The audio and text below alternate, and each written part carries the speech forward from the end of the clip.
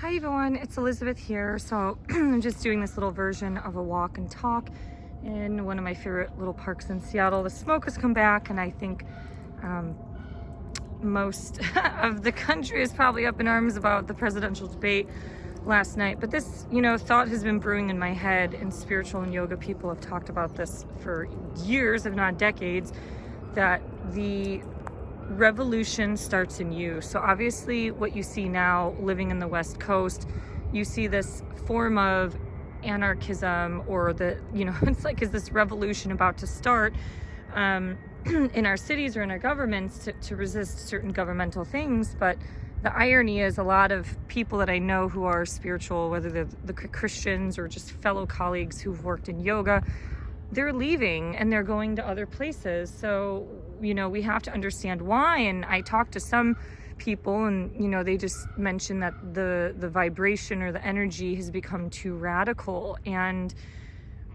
what I wanted to say in this video is that the revolution starts within you. That's the whole point of Christ consciousness, is that you become like Christ. A lot of people with their ego tend to misinterpret that you become Jesus. You don't become him, but you become like him. It's that love and compassion. And Jesus is also anti-establishment. He resisted the tax man and resisted the Romans. There's actually, even if people kind of hate Jesus due to a lot of religious indoctrination, you can learn a lot of things that are very symbolic to our human nature, which are qualities that we've lost because of this technological consciousness that has taken over kind of our world. I've talked about this in other videos. We're living in this battle between artificial and natural consciousness. So obviously everything rooted to spirituality, God, and love is natural consciousness. A lot of the artificial consciousness is the socially engineering. It's breeding us to be like reality TV stars, the fighting, which is all egoic on social media. And this one gal that I kind of have listened to some of her music through time, I think she was born in the US. Her name is Simrit, and she's part Greek, part something else, I don't remember. But even on her website, she took it down, but she just said the revolution starts within you. Even part of her messaging is getting women to stop this catty BS behavior on hurting one another when women need each other. So everything roots down to the individual level, and that goes into a ripple effect. I've talked about this in other videos that I've posted long ago. Everything you do has energy and consciousness to it. We're not going to be perfect human beings by any means, but if you live your life through more love and compassion and just not this kind of radical energy, it's just such a division right now. It's like you're with me or you're against me, and that can be very, very dangerous because it can lead us to not good places. Like we can lose this power and wealth and abundance and this freedom that we've been granted very, very easily. And nations and countries in the past have lost those things very, very easily. When I started this walk and talk, I just started crying because I just envisioned myself being on the Camino, and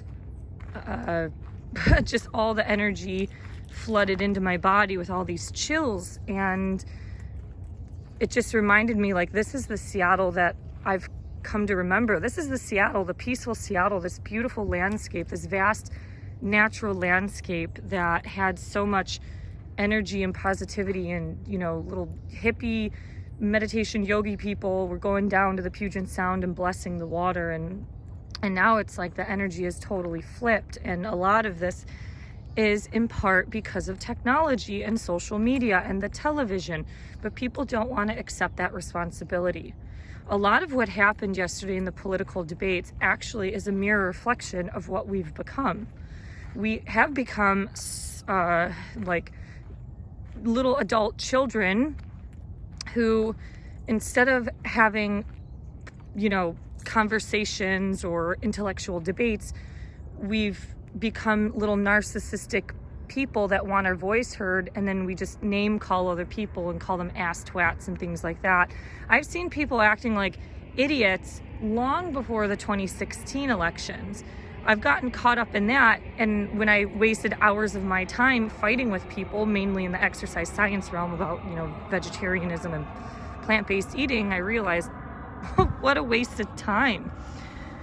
So through my journey, as I've developed more of that kind of Christ consciousness, a lot of that came from divorce. I had to go through a lot of loss in order to reflect on my qualities, positive and negative, and how could I be more like Christ. And when I was in a little yoga ashram back in 2007, it went back to the basic roots of the Yamas and the niyamas.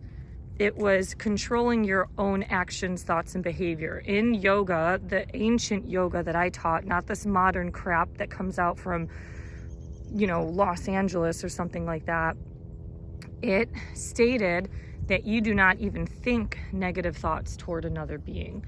And when you couple that information, understanding Jesus and Christ consciousness, you know that forgiveness is the root of everything in Christianity. It's learning how to love and forgive, but not be so blinded where you just only turn your cheek and let evil or harm try to prevail or hurt you or take you down.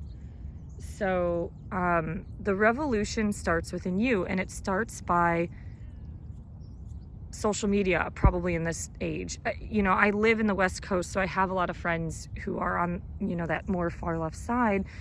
And a lot of them are just so one-minded. It's the same as the other end of the spectrum, the far right. It's the polar opposite energy, and no one can get along. They roll your eyes, they call you ass twats, they call you idiots. They put little memes up that make you feel like you're a demeaned human being because of having a different opinion, and that isn't healthy. And in reality, although they think they're conscious and enlightened because of whatever mainstream crap that's going on tells them to, they're really not. They're not at all, because they lack the empathy to understand that people's perspectives and life experiences shape their reality. And when you have that alters that alters how people perceive and look at things. I think I'll probably do a separate video on this. But it's kind of funny just walking through this Discovery Park, looking at all these amazing spider webs. It just reminds me of the Camino, and it reminds me of that point of reflection that everything comes down to the individual person. We want to become the ripple effect in a positive way. We don't want to be a ripple effect on destruction or negativity or hurting other people's feelings. And it's not to say to don't stick up for yourself if you are put in a situation, as you should.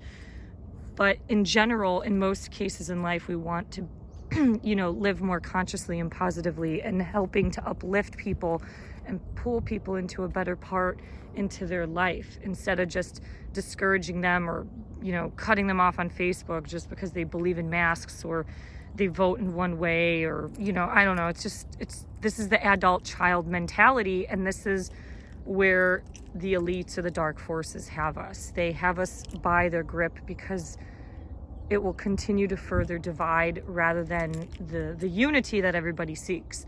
I see this a lot differently through the age of Aquarius and Aquarian lens, because I've been there. So I don't think the word would be radical, but I've been in these situations before where I've been so fixed on my opinion that I was not able to see other people's perspectives. And it took a lot of learning and spiritual and personal growth to be able to understand things, or understand things more compassionately, why people see things from X, Y, and Z. So the revolution starts within you. I mean, there are certain things that we should or maybe can resist depending on your ideologies. Like, I think we should resist the mass spread of consciousness that is technological based, because it's all artificial. You know, when you start to combine technology, social media, pharmaceuticals, processed food, none of this comes from the natural world. It's all man-made, and it's made to destruct you. When your health and soul is destructed, you know, things I don't want to always relate things to manifestation, but you know, your health and your spirituality, your soul's growth is very, very important. And all these things are tools to help take it down. You can hear the little foghorns because the smoke has come back. Not as bad as what it was a week or so ago, but you can probably hear it in my voice. So I'll just end with this. The revolution starts within you. Thank you for going on this mini walk with me. I try not to disturb other people with my videos, so I just kind of try to stay and hang out in one spot. But this natural landscape is very healing, so hopefully you just seeing this will help heal whatever it is in your life. All right, thank you for liking, sharing, and subscribing. Hope to see you next time. Bye-bye.